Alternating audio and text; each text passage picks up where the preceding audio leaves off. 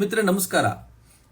ಇತ್ತೀಚೆಗೆ ಕಾಂಗ್ರೆಸ್ನವರು ಈ ಸಂವಿಧಾನದ ಬಗ್ಗೆ ಸಿಕ್ಕಾಪಟ್ಟೆ ಮಾತಾಡ್ತಿರೋದನ್ನ ನೀವು ಕೇಳಿದ್ರಿ. ಸಂವಿಧಾನದ ಕುರಿತಂತೆ ಗಲಾಟೆ ಮಾಡ್ಲಿಕ್ಕೆ ಹೋದ್ರು. ಆನಂತರ ಬಾಬಾ ಸಾಹೇಬರಿಗೆ ಅವ್ರು ಎಷ್ಟು ತೊಂದರೆ ಕೊಟ್ಟಿದ್ರು ಅನ್ನುವಂಥ ವಿಚಾರವನ್ನ ಅವ್ರಿಗೆ ವಾಪಸ್ ಪಾಠ ಮಾಡಿದ ನಂತರ ಅವರೊಂಥರ ತಾವೇ ತೋಡಿದಂತ ಖೆಡ್ಡದಲ್ಲಿ ಬಿದ್ರು.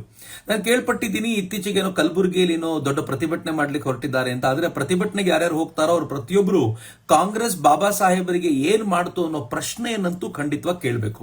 ಒಂದು ಇಂಟ್ರೆಸ್ಟಿಂಗ್ ಸಂಗತಿ ನಿಮ್ಗೆ ಈ ಸಂದರ್ಭದಲ್ಲಿ ಹಂಚಿಕೊಳ್ತೀನಿ. ನಿಮ್ಗೆ ಗೊತ್ತಿರಬೇಕು, ಈಗ ಕಾಂಗ್ರೆಸ್ನವರು ಮನುಸ್ಮೃತಿಯನ್ನ ಕೈಯಲ್ಲಿ ಹಿಡ್ಕೊಂಡು ಮನುಸ್ಮೃತಿಯನ್ನ ಮುಂದಿಟ್ಕೊಂಡು ವಿರೋಧಿಸುವಂತ ಪ್ರಯತ್ನ ಮಾಡ್ತಿದ್ದಾರೆ. ಅಫ್ಕೋರ್ಸ್ ಬಾಬಾ ಸಾಹೇಬರು ಮನುಸ್ಮೃತಿಯನ್ನ ಸುಟ್ಟಿದ್ರು. ಮನುಸ್ಮೃತಿಯಲ್ಲಿ ನ ಸ್ತ್ರೀ ಸ್ವಾತಂತ್ರ್ಯ ಅರ್ಹತೆ ಅನ್ನುವಂಥ ವಿಚಾರವನ್ನಿರಬಹುದು ಅಥವಾ ಶೂದ್ರರ ಕುರಿತಂತ ವಿಚಾರವನ್ನು ಅವರು ವಿರೋಧಿಸಿದ್ರು. ಕರೆಕ್ಟ್ ಆಗಿದೆ. ಯಾವ ವಿಚಾರ ಸರಿ ಇಲ್ಲ ಅಂತ ಅನ್ಸುತ್ತೋ ಅದನ್ನು ವಿರೋಧಿಸ್ತಾರೆ. ಆದ್ರೆ ಅದೇ ಬಾಬಾ ಸಾಹೇಬರು ಮನುಸ್ಮೃತಿಯನ್ನ ಹೊಗಳಿದ್ರು ಅನ್ನುವಂಥ ಸಂಗತಿ ನಿಮ್ಗೆ ಏನಾದ್ರೂ ಗೊತ್ತಿದೆಯಾ? ನಾನು ಆ ಉಲ್ಲೇಖ ನಿಮ್ಗೆ ಕೊಡ್ತೀನಿ. ನಾನು ಈಗ ಓದ್ತಾ ಇರಬೇಕಾದ್ರೆ ಅಚಾನಕ್ ಆಗಿ ಸಿಕ್ತು. ಅದರ ಕುರಿತಂತೆ ಸ್ವಲ್ಪ ವಿಚಾರವನ್ನ ಆಳಕ್ಕಾಗಿ ನೋಡಿದಾಗ ಬಾಬಾ ಸಾಹೇಬರಿಗೆ ಮನುಸ್ಮೃತಿ ಮೇಲೆ ಎಷ್ಟು ಗೌರವ ಇತ್ತು ಅಂತ. ಅವರು ಸಂವಿಧಾನದ ಚರ್ಚೆಯ ಸಂದರ್ಭದಲ್ಲಿ ಹಿಂದೂ ಕೋಡ್ ಬಿಲ್ ನ ಪ್ರೆಸೆಂಟ್ ಮಾಡಿದ್ರಲ್ಲ. ಹಿಂದೂಗಳ ಮದುವೆಯ ಲಾಸ್ ಹೇಗಿರಬೇಕು, ದತ್ತು ಪುತ್ರರನ್ನು ತೆಗೆದುಕೊಳ್ಳೋದು ಹೇಗಿರಬೇಕು, ಹೆಣ್ಮಕ್ಕಳ ಆಸ್ತಿಯ ವಿಚಾರ ಏನಿರಬೇಕು, ಇವೆಲ್ಲದರ ಬಗ್ಗೆ ಚರ್ಚೆಗೆ ಬಂದಾಗ ಹೆಣ್ಣು ಮಕ್ಕಳಿಗೆ ಆಸ್ತಿ ಕೊಡಬೇಕೋ ಬೇಡವೋ, ಗಂಡು ಮಕ್ಕಳಷ್ಟೇ ಪಾಲ್ ಕೊಡಬೇಕಾ, ಇವೆಲ್ಲ ಪ್ರಶ್ನೆ ಬಂದಾಗ ಆಗ ಅನೇಕರು ವಿರೋಧ ಮಾಡಿದ್ರು. ಈಗ ಹೆಣ್ಮಕ್ಕಳಿಗೆ ಪಾಲಿಲ್ಲ, ಇದು ಗಂಡು ಮಕ್ಕಳಿಗೆ ಮಾತ್ರ, ರೂಢಿ ಹೀಗಿದೆ, ಹೀಗೆ ಇರಬೇಕು ಅಂತಂದಾಗ ಬಾಬಾ ಸಾಹೇಬ್ರು ಏನ್ ಹೇಳಿದ್ರು ಅಂತ ನಾನು ನಿಮ್ಗೆ ಹೇಳ್ತೀನಿ. ಅವ್ರು ಹೇಳ್ತಾರೆ, ನಾನು ಈಗ ಆಕೆಯ ಪಾಲಿನ ವಿಚಾರಕ್ಕೆ ಬರ್ತೀನಿ.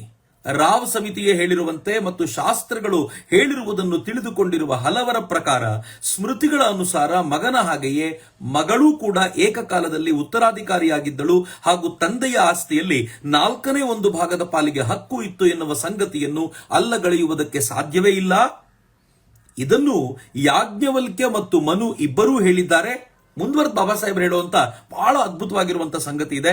ಅವ್ರು ಹೇಳ್ತಾರೆ, ಸ್ಮೃತಿಗಳ ರಚನೆಗೆ ಕೈ ಹಾಕಿದ ಯಾಜ್ಞವಲ್ಕ್ಯ ಮತ್ತು ಮನು ಇಬ್ಬರು 137 ಸ್ಮೃತಿಕಾರರ ಪೈಕಿ ಅಗ್ರಗಣ್ಯರು ಎಂಬುದರಲ್ಲಿ ಸಂದೇಹವೇ ಇಲ್ಲ. ಆ ಇಬ್ಬರು ಮಗಳಿಗೆ 1/4 ಭಾಗಕ್ಕೆ ಹಕ್ಕು ಇದೆ ಎಂದು ಹೇಳಿದ್ದಾರೆ. ಏಕೋ ಏನೋ ಯಾವ ಕಾರಣಕ್ಕೋ ರೂಢಿಯು ಈ ಗ್ರಂಥಗಳ ಸತ್ವವನ್ನೇ ಹಾಳು ಮಾಡಿರುವುದು ಶೋಚನೀಯ ಅಂತ ಬಾಬಾ ಸಾಹೇಬ್ರು ಹೇಳ್ತಾರೆ. ಅಂದ್ರೆ ಬಾಬಾ ಸಾಹೇಬ್ರು ಹೇಳ್ತಾರೆ, ಮನುಸ್ಮೃತಿಯಲ್ಲಿ ಹೆಣ್ಣು ಮಕ್ಕಳ ಕಾಲು ಭಾಗ ಆಸ್ತಿಯನ್ನ ಕೊಡಬೇಕು ಅಂತ ಹೇಳಿದ್ದಾರೆ. ಪ್ರಿವಿ ಕೌನ್ಸಿಲ್ನವರು ಆನಂತರ ಇದನ್ನೇನು ವಿರೋಧಿಸ್ತಾರೆ, ಧಿಕ್ಕರಿಸ್ತಾರೆ. ಅದರ ಕುರಿತಂತೆ ಮಾತನಾಡ್ತಾ ಬಾಬಾ ಸಾಹೇಬ್ರು ಹೇಳ್ತಾರೆ, ಪ್ರಿವಿ ಕೌನ್ಸಿಲ್ನವರು ಇದನ್ನ ಕೊಡಬಾರದು ಅಂತ ಹೇಳಿ ರೂಢಿ ಅತ್ಯಂತ ಇಂಪಾರ್ಟೆಂಟ್ ಅಂತ ಹೇಳಿದ್ದಾರೆ. ಅದರ ಪರಿಣಾಮವಾಗಿ ಈ ಸ್ಮೃತಿಗಳನ್ನ ಓದುವಂತ ಲಾಯರ್ಗಳು ಕೂಡ ಈ ಸ್ಮೃತಿಗಳನ್ನು ಓದದೇ ಇರುವಂತೆ ಮಾಡಿದ್ದಾರೆ ಅಂತ ಹೇಳಿದ್ದಿದೆಯಲ್ಲ, ಇದು ಬಹಳ ಇಂಟ್ರೆಸ್ಟಿಂಗ್ ಆಗಿರುವಂತ ಸಂಗತಿ. ಬಾಬಾ ಸಾಹೇಬರಿಗೆ ಮನುಸ್ಮೃತಿಯಲ್ಲಿರುವಂತ ಕೆಲವು ವಿಚಾರಗಳೊಂದಿಗೆ ವಿರೋಧ ಇತ್ತು, ಆದ್ರೆ ಅನೇಕ ವಿಚಾರಗಳೊಂದಿಗೆ ಬಾಬಾ ಸಾಹೇಬರು ಒಪ್ಪಿಕೊಳ್ತಾ ಇದ್ರು ಅನ್ನೋದನ್ನು ಕೇಳುವಾಗ ಆಶ್ಚರ್ಯ ಅನ್ಸೋದಿಲ್ವೇನು? ಕಾಂಗ್ರೆಸ್ಸಿಗರು ಒಮ್ಮೆ ಆತ್ಮಾವಲೋಕನ ಮಾಡ್ಕೊಳ್ಬೇಕು. ಬರೀ ಬಾಬಾ ಸಾಹೇಬರ ಹೆಸರು ಜಪ ಮಾಡಿದ್ರೆ ಆಗ್ಲಿಲ್ಲ.